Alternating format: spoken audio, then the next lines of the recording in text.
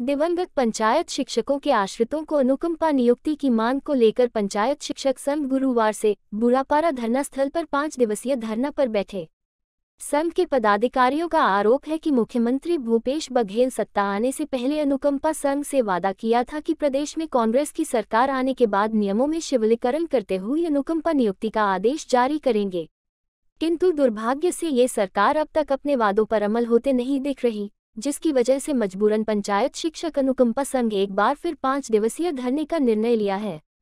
संघ की अध्यक्ष माधुरी मृगे ने चेतावनी भी दी है, समय रहते सरकार हमारी मांगों पर विचार नहीं करती तो आने वाले दिनों में संघ आगे उग्र आंदोलन करेगी। सर, हम लगातार अनुकंपा नियुक्ति के लिए हम सरकार से गुहार लगा रहे हैं कि अनुकंपा नियुक्ति हमें प्रदान की जाए, क्योंकि हमारे पति जो थे वो दिवंगत पंचायत शिक्षाकर्मी के लिए हम लोग यहाँ पर लगातार गुहार लगा रहे हैं और 58 दिन भी हमने आंदोलन किया। उसमें हम पानी बरसात का सामना करें और यहाँ खुले आकाश के नीचे हमने कई दिक्कतों का सामना हमें करना पड़ा, सांप बिच्छू के बीच में रहे। उसके बाद एक कमेटी बनी और कमेटी के द्वारा 3 महीने में जो निराकरण होने वाला था वो अभी तक नहीं हुआ है। आज 13 महीने के बाद भी हम लोगों की नियुक्ति प्रदान नहीं की गई है और भूपेश सरकार सभी जो कर्मचारी है उनको सौगात देते जा रहे हैं, लेकिन एक विधवाओं की स्थिति उनको नज़र नहीं आ रही है, जो बार बार अपनी बहू बेटी को सड़क पर बिठाने के लिए वो हमें मजबूर कर रहे हैं। हम बस इतना चाहते हैं कि हमारी जैसी योग्यता है उस योग्यता के आधार पर नियुक्ति प्रदान करते हैं, क्योंकि सर हम लोग बहुत परेशानी का सामना कर रहे हैं। इस भरे त्यौहार में हम अपने बच्चों को छोड़कर घर में अकेले आए हैं और हमारी दिवाली ना हमारे पास पैसा है ना हमारे पास कुछ है। किस तरह से हम मिठाई खरीदेंगे, किस तरह से हम अपने बच्चों के लिए पटाखे खरीदेंगे। ये सरकार को सोचना चाहिए कि छोटी छोटी बातों को हम किस तरह से अपने बच्चों के लिए मतलब मजबूर हो रहे हैं। अगर बच्चे कुछ के लिए बोलते हैं तो हमें ना तो आंसू होना पड़ता है और हमें आज सड़क की लड़ाई हम लड़ रहे हैं। सरकार को तो हमेशा ये मालूम है, न्याय की बात करते हैं कि विधवाओं को यहाँ पर है ना स्त्रियों के साथ न्याय मिलना चाहिए, वो स्त्रियाँ आगे रहना चाहिए, तो उनको ये कैसे नहीं दिख रहा है कि भरी दिवाली में यहाँ विधवाएं यहाँ पर सड़क पर बैठी है। इसलिए मैं सरकार से निवेदन करना चाहूँगी कि आप हमें दिवाली का सौगात दे दें, दिवाली में सौगात दे दें, ताकि हम हंसते हंसते अपनी नियुक्ति पत्र लेके जाएँ। पंचायत शिक्षाकर्मी की विधवाएं सरकार से बार बार हर माध्यम से, एफबी के माध्यम से, यूट्यूब के माध्यम से, ट्विटर के माध्यम से अपनी बात पहुंचाने की कोशिश लंबे समय से करते आ रहे हैं। इतने दिन हड़तालों के बाद भी सकारात्मक जवाब न मिलने के बाद भी विश्वास बघेल है तो भूपेश है तो विश्वास है करके हमने नारे भी दिए, हमने उन पर विश्वास किया, पर हर बार हमें बस सहानुभूति, झूठी सहानुभूति और समय बस मिला। आज तो कुछ नहीं मिला। इस तरीके से जिस क्षेत्र में कहा जाता है कि बहू बेटी की इज्जत करो, उसी क्षेत्र में इस प्रकार की विधवाओं को रोड पे कोई व्यवस्था ना होते हुए इस तरीके से बैठाया जो जा रहा है, ये स्थिति बहुत ज़्यादा दयनीय है। बस इतनी हम गुहार करते हैं अपने सरकार से कि बेटियों को आगे करने की बात जब रखते हो तो उसे पूरा करो।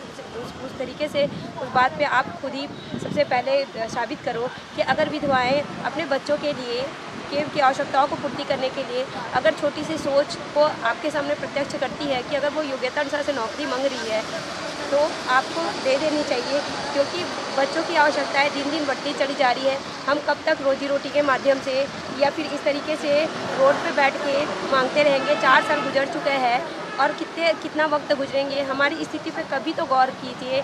किस तरीके से आपको बताएं, किस माध्यम से आप तक अपनी बात पहुँचाएँ कि हम किस तरीके से ज़िंदगी जी रहे हैं। खाने को नहीं रहता है तो पड़ोसी के घर खाने जाते हैं, हम कहीं जाते हैं तो अपने बच्चों को छोड़ के चले जाते हैं।